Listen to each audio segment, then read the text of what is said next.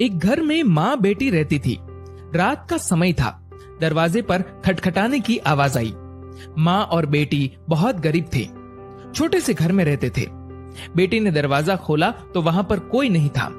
नीचे देखा तो चिट्ठी पड़ी हुई थी।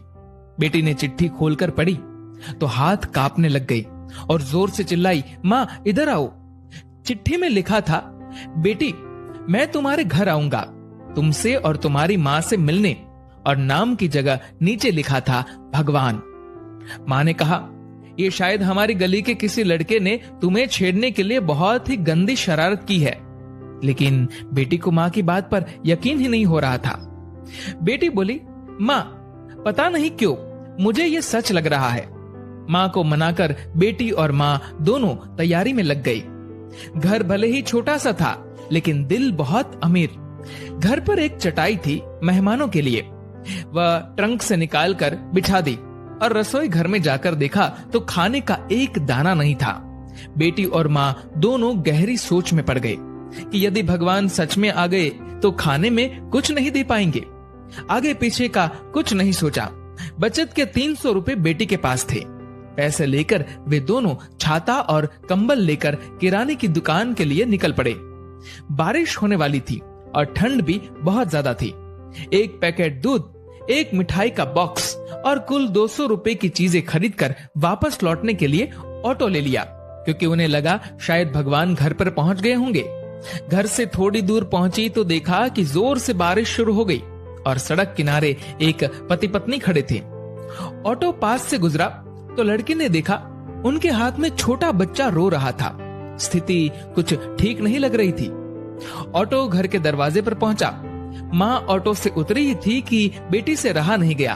बोली, ऑटो वाले भैया जरा ऑटो को उनके पास ले लो।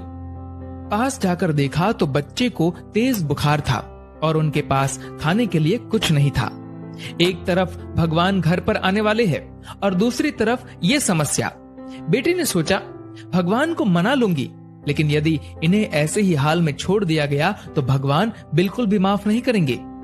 बेटी ने जो जो खरीदा था सब उनके हाथ में थमा दिया और तो और बचे हुए 50 रुपए भी दे दिए और बोली, अभी मेरे पास इतने ही हैं, इसलिए रख लीजिए। बारिश हो रही थी तो छाता भी दे दिया और बच्चे को ठंड ना लगे इसलिए कंबल भी दे दिया।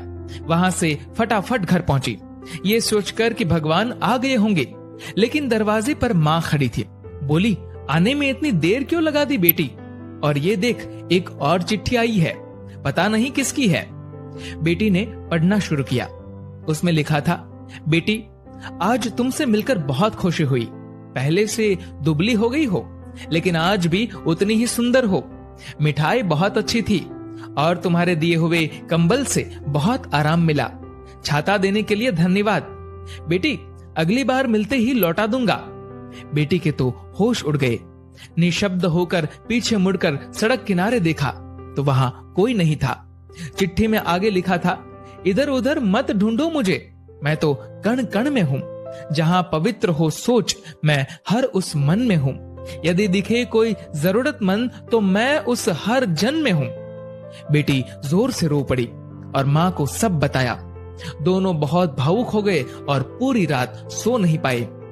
दोस्तों, अब आप सभी से एक प्रश्न है, क्या ये बेटी सच में गरीब थी? सोचिए और अपने दिल से इस सवाल का जवाब दीजिएगा, क्योंकि व्यक्ति मरने के बाद अपने साथ पैसे नहीं बल्कि कर्म लेकर जाता है। और जरूरी नहीं कि हर पैसे वाला व्यक्ति अच्छे कर्म लेकर जा रहा हो।